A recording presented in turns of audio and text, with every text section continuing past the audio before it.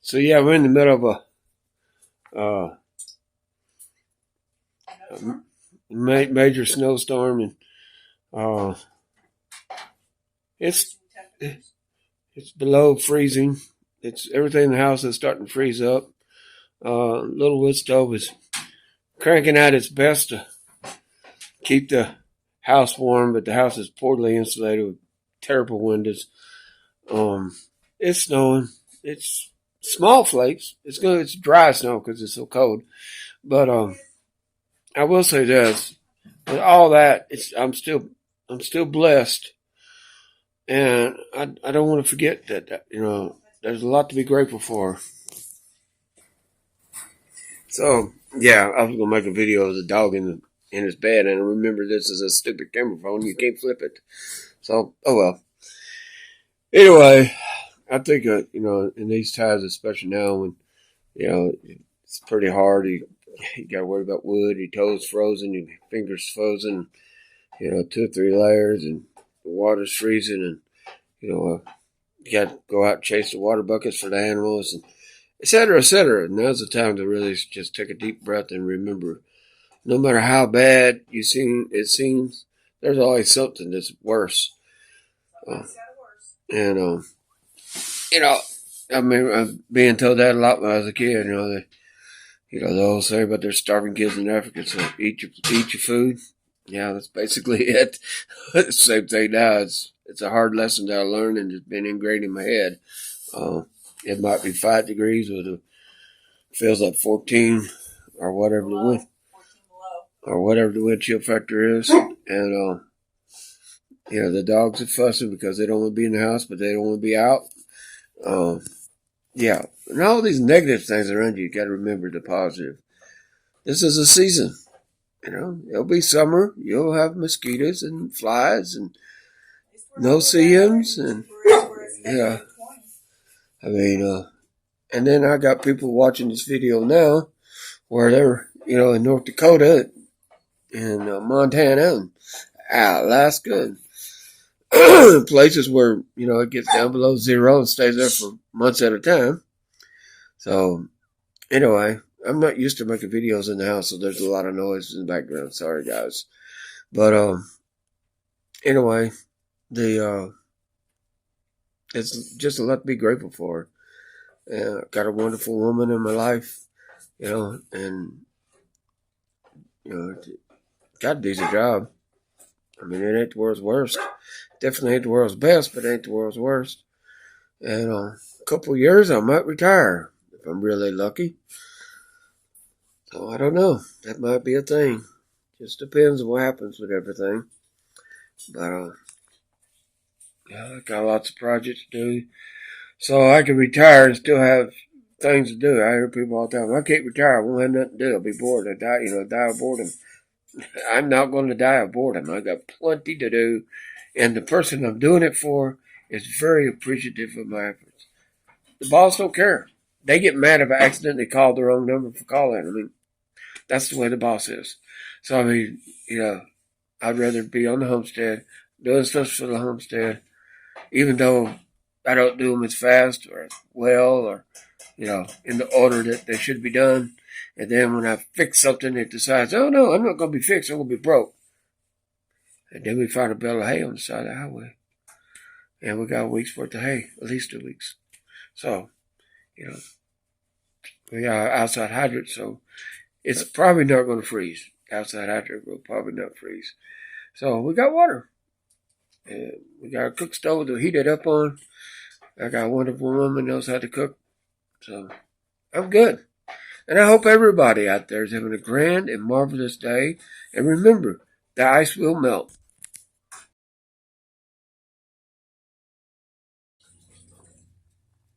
All right, so I'm back inside. Let my fingers warm up. Behind me right here is a stove. It's an Ashley. We bought it from U.S. Stove Works. And I just checked the wiki, and they have been around since the late 1800s. Around 1869 is when it was founded. Apparently, they're still a thriving company. But I mentioned yesterday I was going to do a little review on the stove, and I will. I'm sorely disappointed in the efficiency of this stove. There are several things about this stove, this modern stove, that's supposed to be all, new and fancy. There's several things I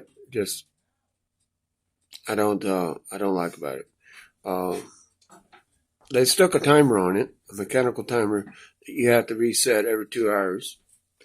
They took out they had a grate in the older models where you could just twist the little knob and dump the ashes into a bucket. Yeah, they took that grate out. They put a stationary grate in it. They gave you a little cover that you're supposed to lift up and rake your ashes into the pan that way. That's way nowhere near efficient. But another thing, a couple other things about this stove that are totally quality control issues. Um, this label right here, you'll see that's glue. When the stove first heated up, that melted up from under the label.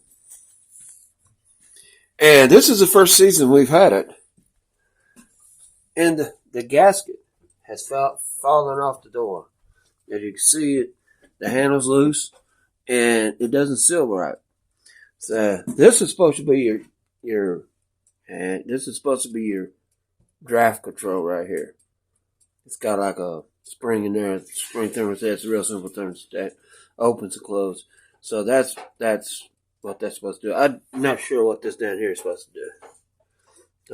I don't mess with it. I don't really know what it's supposed to do.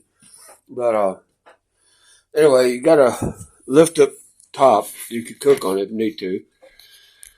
But for all intents and purposes, I'm really sad that this stove is not built as good as what I remember U.S. Stove Works being built as. U.S. Stove Works used to build solid products. Now it still heats up, it still burns wood, and this thing we put in the stovepipe, this damper control that we put in the stovepipe, we don't need it. That saves us money next year because this is basically one-time use pipe. We learned our lesson about that. We tried to fire up an old homemade stove, and it wouldn't light, it wouldn't do right, and it smoked the house out. And when I finally took the chimney out, I'm glad it smoked the house out because it was rotted out on the bottom of the elbow in the wall, so that wouldn't have been good. It was also full of ash, so that stove is gone. This is what we have. We'll live with it, but I'm not impressed with it. Anyway, that's my little stove review.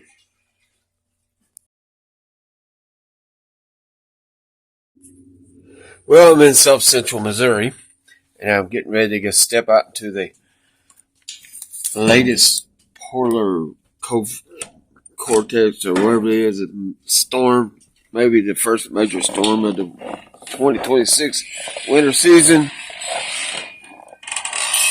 And the snow's all crunchy.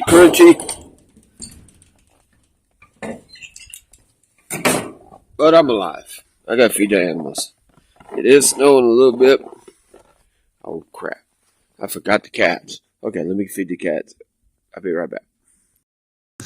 Let the chicken out.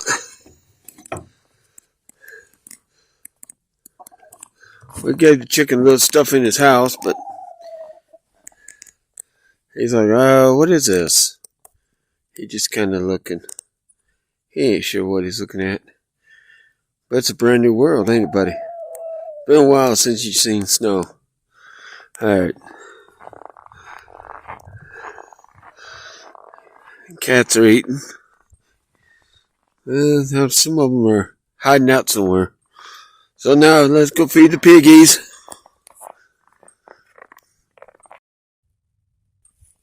Yeah, this camera's kind of hard to use because it's like 5 degrees, and I'm going to show you the pig feed for a minute. Oh, I put gloves on. It's funny how you can't get the screen to work with gloves on, but if you accidentally touch the screen with gloves on, it works. Funny how that worked. Anyway, let's go out here and see the piggy. Fence is still hot? Yeah. Alright. I heard feed the piggy.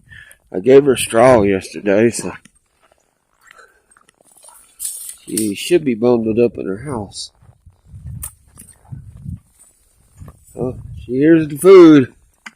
She said, oh, yummies. Hi, piggy. Yeah. I know. You want something to eat, buddy? Huh? Yeah. I'm trying to do this one-handed, pig. There we go. Piggy. Alright.